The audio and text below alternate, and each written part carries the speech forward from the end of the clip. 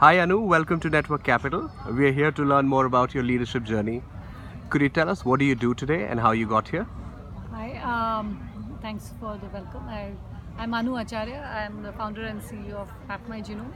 We are a consumer genomics company, and what we do is to empower consumers with the wealth of information from their genetic makeup, but we also help them actually take actionable steps towards a more healthier future. So we have a product called Genome Patri that consumers can, with a very simple non-invasive swab, take a little sample and get to know about hundreds of different health conditions that they have, and through genetic counseling understand their personal, how to achieve their personal health goals.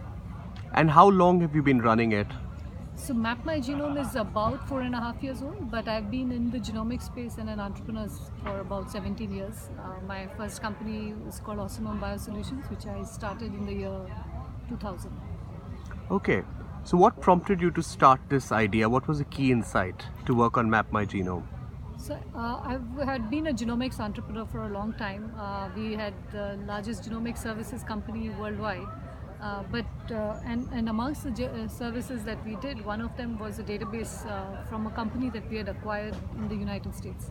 And the challenge with that database when I looked at it was that it had a lot of different samples, but if you looked at the ethnic mix, the Indian samples were very, very minimal or almost negligible. And I think that started put me on a path that said, if we are going the way towards personalized medicine, and 20% of the world's population is Indian, and if the data that we have is 0.2%, then we are missing something out there. So we need to get an equity in that space, and we need to make sure that we have enough genomic data of the Indian population so that when we do transition completely towards a personalized medicine approach, we do have enough of that. Enough samples over there. So the best way we thought to get there was not just to be able to build samples database for the sake of building a sample database, but to be able to use that information by a consumer to actually prevent diseases. So you're achieving two steps at the same time. Perfect. This seems like a fairly technical and a fairly mathematics-oriented field. Were you always sure that you wanted to be a genomics entrepreneur, or was it something that you stumbled upon? No, a long time back I studied physics, and Your undergrad was physics? My undergrad was physics, and I actually, if my dad used to record an interview of mine every year, and I think at that point I really wanted to win the Nobel Prize. So I think that was so I wanted to be a physicist at that time. But I think once I entered university, I think that's where I started to really think about what my strengths were. And I realized that I was really good in terms of being able to put things together to be able to create something, and maybe I would be a mediocre physicist, but maybe become much better at at an entrepreneurial journey. So I think that's where I started thinking, and eventually went to the US and in that process of. So after IIT, you went to US. Correct. I see. And in the process, you mentioned that your father used to do an interview every year. It seems like a great idea. I mean, Kishore seems to be one of your mentors. But who are the other people who've influenced you and who you consider as mentors? So I have quite a few mentors, but I would say that Anula has been an extraordinary mentor for me. She has been on my board since 2007 from both my previous company and this one.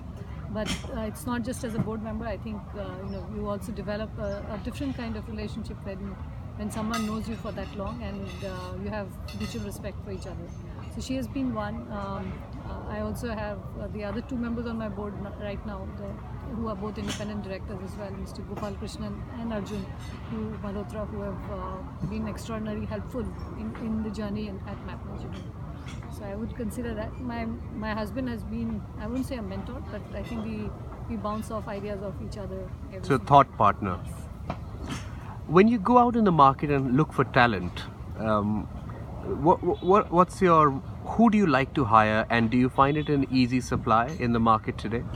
It's definitely not an easy supply, but I think what we do look for are people who not just trained in that subject, but trained to be able to think And in order to get to that, we make sure that there are people who have a passion or a hobby other than genetics, for instance.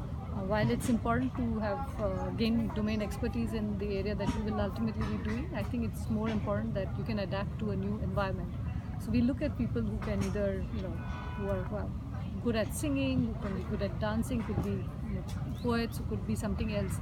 But I think that other side of them is a necessary element to be able to get the right kind of creativity within the team. You yourself are a poet, you write, and you're obviously very good at math and the subject that you deal with. So what's your advice for people who have a hobby or a creative passion to pursue it alongside? I think it's a very important part to be able to pursue a passion that you have, because that's what will keep you balanced in life. In the end, you pursue a regular a journey that might give you bread and give you some money or on the table to be able to feed yourself. But in the end, you have to feed your mind, you have to feed your body in a different way. So you have to have a passion that will keep you involved in what you do. It also allows you to bring a different perspective to whatever you are doing. So I think that I always encourage people to have to pursue what their passion is, and maybe sometimes that passion might become their career. Who knows? But in other cases, I think if that's not your career, still pursue that, because it will help you at times when you need to de-stress. It will help you at times when you need to think different. So some people say that finding time for a creative pursuit can be a challenge. You say that what's your take on that? How do you find time? I think if you want to find time, you will. It's like it's also many people say you don't find time for exercise, but once they fall sick, they do find it. So it's a question of what you prioritize in life. Many people say they can't find time to read books, but I find time to read books. I find time to exercise. I find time to write poetry and to run a business. So I think when you want to do it, you can do it. I think it's a question of what you place a higher priority on. And for me, I think it is important that I read as many books as I can, because. And do you do that even today? I do that even today. Almost every flight that I go on, I would have a book with me. That's a lot of flights and a lot of books. Yes. But I think that's a necessary thing. You need, I at least, sometimes I have 20-30 books on my Kindle that are still waiting to be read, but I make sure that I'm reading a little bit all the time. That's very interesting. So a matter of priority more than anything else. If you have to go back in time and give advice to your 18-year-old self, what would it be? And would the advice be different to your 30-year-old self? I don't think I'll give myself any advice. I think life needs to carry on its own journey, and I think you become who you become because of the mistakes you've made, of the path you've traveled. So I wouldn't necessarily give myself advice.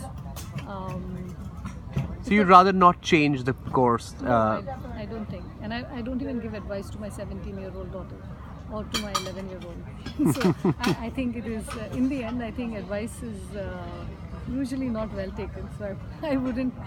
I would just say that one should just learn from mistakes. But if you are not learning from them, then it's a problem.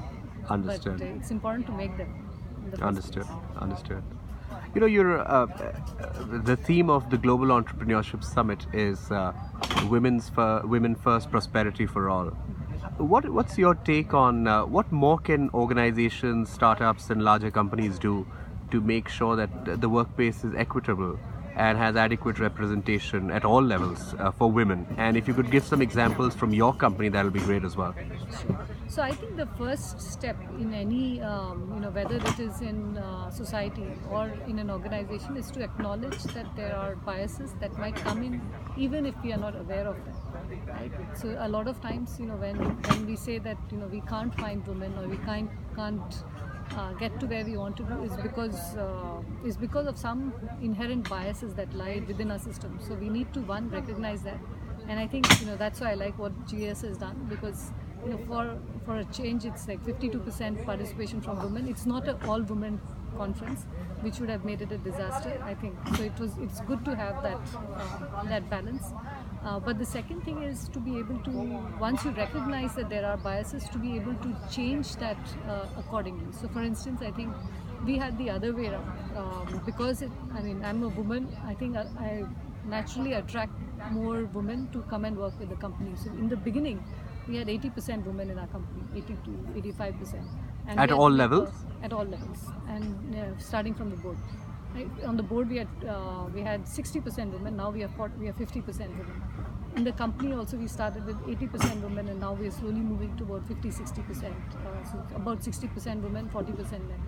So I think there is a conscious need to be able to recognize that we need to, in order to be able to get to a more innovative, remain innovative, you need to have diversity.